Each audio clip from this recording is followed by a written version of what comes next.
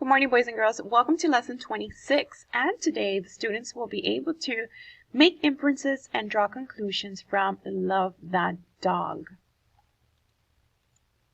So remember, we're going to go to our key points so they can guide us. So what are we going to do? We're going to form an inference based on what the author wrote. Remember, a synonym for an inference is to tell, conclude, or most likely reason. So the reader can tell that Mrs. Alvarado is having a great day because she's smiling from ear to ear. So boys and girls, did I tell you that I was happy? No, right? But you can tell that Miss Alvarado is happy because she's smiling from ear to ear. What is the most likely reason that Mrs. Alvarado is smiling in front of the class? Well, maybe she's having a good day. Maybe she had her breakfast in the morning. She had the coffee from Starbucks that she loves. How are we going to do that, boys and girls? It's very important that we identify the genre. We label our print and graphic features. We gather important information. Just like the clues that I just gave you, that would be important information from the text. We draw conclusions, and remember, we always use textual evidence to support our inference or a conclusion, and that's going to help us build background knowledge. Now, boys and girls, why is this important? It is important to know what the author or the speaker is trying to tell you with clues, because if you see somebody smiling, then of course you know they're having a good day. But if you see someone frowning and trying to be alone, then you know, boys and girls, that you have to give that person maybe some time. That's the same thing that we're going to do in our poem. So make sure you have your book in front of you. Love That Dog, and go to page 61. So 61, and it's April 24. So I'm going to give you 30 seconds.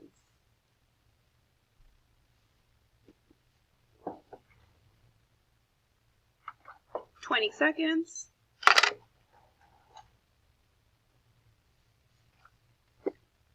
So remember, you're going to page 61.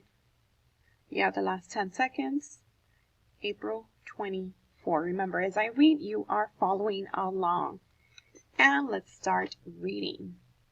Months? It might take months for Mr. Walter Dean Myers to answer my letter. If he answers it, I don't know until you explained that the letter has to go to Walter Dean Myers' publisher company, and then someone at the publisher company has to sort all the mail, not just my letter, but hundreds and hundreds of letters to hundreds of authors, all that big mess of mail piled up, and someone sorting, all that mail, and then the letters from Mr. Walter Dean Myers go to him, and maybe he's away, maybe he's on vacation, maybe he's sick, maybe he's hiding in a room, writing poems, maybe he's babysitting his children or his grandchildren if he's married and stuff. Or maybe he has to go to the dentist or get the car fixed. Or maybe someone died. I really hope someone did not die. So if you ask me, it could take him years to get around to answering that letter.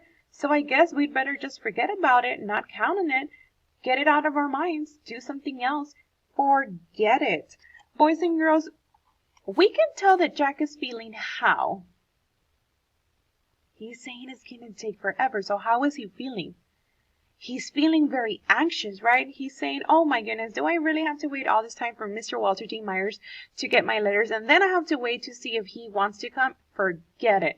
So is he being very optimistic, boys and girls? No, right? He has no patience at all. He's saying, really? And then, boys and girls, I want you to notice that he keeps repeating some words. Remember, why does the speaker repeat words? The speaker or the poet is trying to make a point, right? Look at this. Maybe. So he's not sure. So he's trying to make a point that maybe he's not going to come. Maybe he has other things to do. He's too busy to come here. Okay, flip the page. We're on April 26th. Sometimes when you're trying not to think about something, it keeps popping back into your head. You can't help it. You can't think about it. Think about it and think about it until your brain feels like a squashed pea. Boys and girls, what word is the speaker repeating here? Think about it, right? So what is Jack doing, boys and girls? We can tell he's doing what? He's just thinking and thinking about it, right? He can't forget. Maybe he will come. Maybe Mr. Walter D. Myers might get his letter. Maybe he will come to the school. And look what he says. You think about it until your brain feels like a squashed pea. Boys and girls, can your brain really feel like a squash pea? Is it literally or figuratively? He's talking figuratively, right? He feels like it's very maybe tired, so he's comparing his brain to a squash pea. It's tired, it's giving up on him. Flip the page, we're on page 65, May 2nd. Yes, you can type up the thing about trying not to think about something, but you'd better leave my name off it because it was just words coming out of my head, and I wasn't paying too much attention to which words came out when. Ah, boys and girls, what do you think the theme of May 2 is? What do you think the author's trying to tell you? So here he's wrote another poem, but he doesn't want to add his name. So the speaker's trying to tell you to do what? You should be brave. You know, if you wrote something, you put your name on it. Be proud of what work you've done. Flip the page. We are on May 7, page 66. Maybe you could show me how to use a computer and then I can type up my own words. Oh, boys and girls, how is Jack feeling right now? He's feeling like he can do it, right? So he's feeling optimistic. He's like, okay, well, maybe if you show me, I can probably type up my own poem, right? So he's starting to feel a little bit more comfortable trying to do it himself. May 8th, page 67. I didn't know about the spell checking thing inside the computer. It's like a miracle. A little brain in there, a little helper brain. But I am so slow typer person. Did you say there is a teaching typing thing in that computer too? Will it help me type better and faster? Tap, tap, tap, tap, tap, tap, tap, tap, tap, so my fingers can go as fast as my brain? Oh, boys and girls, what happened on May 8th? So he was finally able to use the computer, and look what he says in the first stanza. I didn't know about the spell checking thing inside the computer. It's like a miracle little brain in there, a little helper brain. Boys and girls, do our computers have a little helper brain? No. So is that a simile or a metaphor? It uses the word like. It is a simile, right? It's comparing it that the computer is very smart. You know when I misspell a word and it corrects it or it underlines it red? That's what Jack is talking about, boys and girls. If you misspell a word, it'll show you that it's misspelled. That way you don't make a mistake. And look what he says on stanza 2. But I'm a slow typer person. Did you say there's a teaching typing thing in that computer too? It'll help me type better and faster. Tap, tap, tap, tap, tap, tap, so my fingers can go as fast as my brain. Boys and girls, this tap, tap, tap, tap. Look how the speaker included them together. He didn't do any breaks. And it's a word that's being repeated. So what is he trying to emphasize? He's trying to make a point of what? His brain is going so fast, so he wants his fingers to do what? He wants his fingers to go super, super fast, right? You know how sometimes you get so excited, maybe when your mom or dad say, hey, we're going to go on a vacation, and you can't stop thinking about all the things that you might do on vacation, and your brain is going so fast, just thinking of everything and anything that you can do. That's what's happening to Jack. He's thinking so much that he wants his fingers to catch up to it. So he's trying to make a point. May 14th, and we are on page 68. I typed this up myself. My sky. We were outside in the street, me and some other kids kicking the ball before dinner, and Sky was chasing with his feet, going every which way, and his tail wagging, and his mouth slobbering, and he was all over the place, smiling and wagging and slobbering and making us laugh, and my dad came walking up the street. He was way down there near the end. I could see him after he got off the bus, and he was walking. And I saw him wave, and he called out, "Hey there, son!" And so I didn't see the car coming from the other way until one of the big kids called out, "Car!" And I turned around and I saw a blue car, splattered with mud, speeding down the road. And I saw Sky going after the ball, wagging his tail. And I called him, "Sky! Sky!" And he turned his head, but it was too late, because the blue car splattered with mud, hit Sky. Thud, thud, thud, and kept on going in such a hurry, so fast, so many miles to go, it couldn't even stop. And Sky was just there in the road, lying on his side, with his legs bent funny, and his side heaving, and he looked up at me, and I said, Sky! Sky! Sky! And then my dad was there, and he lifted Sky out of the road and laid him on the grass, and Sky closed his eyes, and he never opened them again, ever. So boys and girls, who is Sky? Sky was Jack's dog, right? And what happened, boys and girls? What did this poem about Sky tell us? So I want you to close your eyes and think about it. What happened in this poem? Jack used a lot of sensory language to paint an illustration in your head or an illustration in your head. And we could kind of see how everything happened. So the kids were outside. So I want you to close your eyes and I want you to picture what happened on that day. So you can see the kids running. They were going after the ball. And where was Sky? Sky was chasing them, right? Because that's usually what a dog does. They try to chase you, and it was wagging its tail. And it was chasing them, and it was slobbering all over the place. And then what happened? His dad got off the bus. Okay. What happened next? He said, hey there, son. So Jack did what? He turned around, and because he turned around, what happened? He missed the blue car, right? Oh, boys and girls, and look what he says. Blue car splattered with mud, speeding down the road. Why was that blue car so important? That blue car is the one that hit Sky, right? His dog. Did it stop, boys and girls? It did not. Look what he said. It was speeding down the road and thud, thud, thud. He was in such a hurry, so fast, so many miles to go, it couldn't even stop.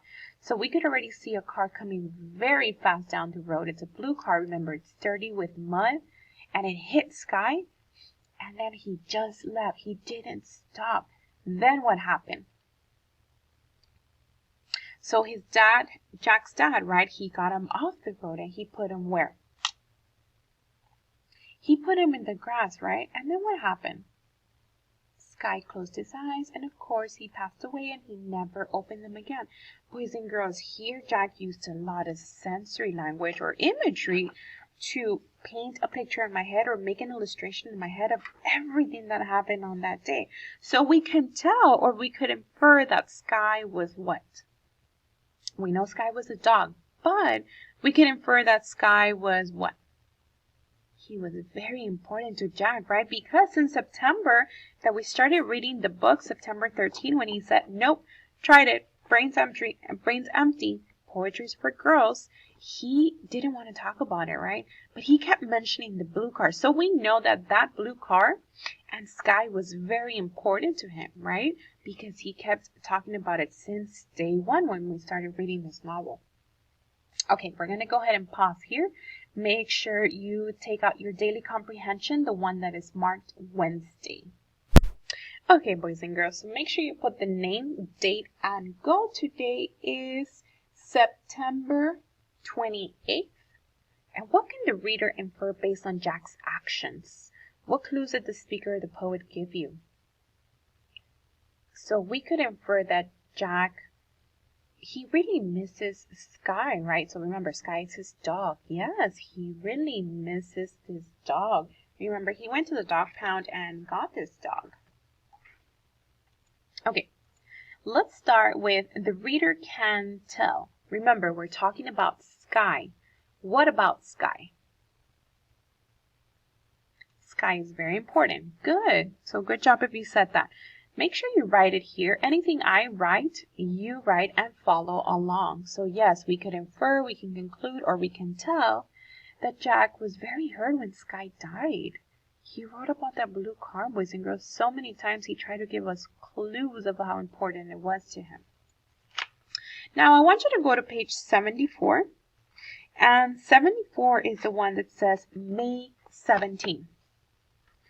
And it says, okay, I guess I'll put my name on it. But I hope it doesn't make people feel too sad. And if it does, maybe you can think of something to cheer everybody up. Like maybe with some of those brownies you made, the chocolate ones. They are so good. Boys and girls, we can tell that Miss Stretchberry is a what? If she makes brownies, she's what?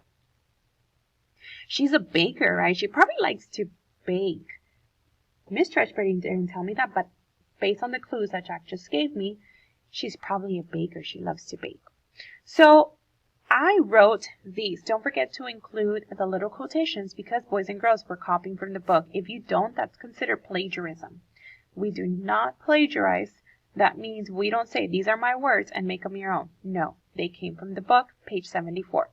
It says, hope it doesn't make people feel too sad. And that is on stanza 2. Boys and girls, what can we infer based on this textual evidence? I hope it doesn't make people feel too sad.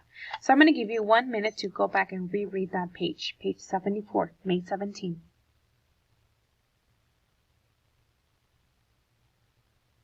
And as you're reading, I want you to think, what did the reader want to tell me? What clues did he give me? You have 40 seconds. Remember, you're rereading May 17, page 74.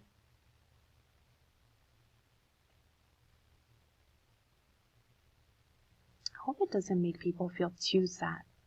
What does the speaker want you to know? What does he want to tell you?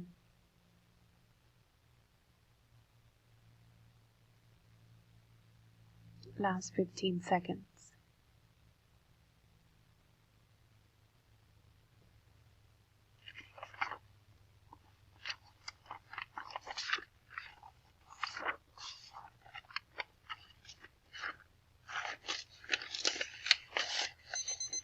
And time is up. So boys and girls, what did you infer? What did you tell?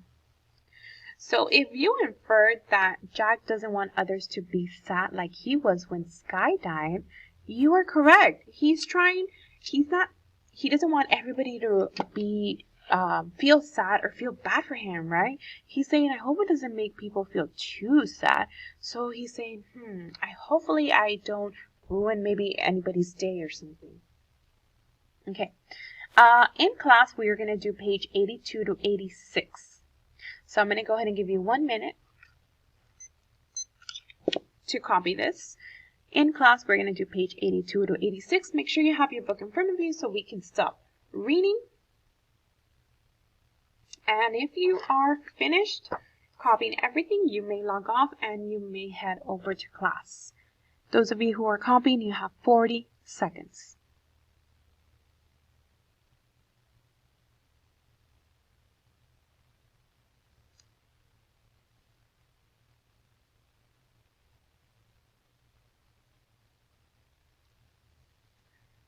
Seconds. And today, boys and girls, I want to draw an illustration in class that talks about Sky. The poem that he wrote about my sky. Last 10 seconds. So make sure you're ready with your composition book to draw.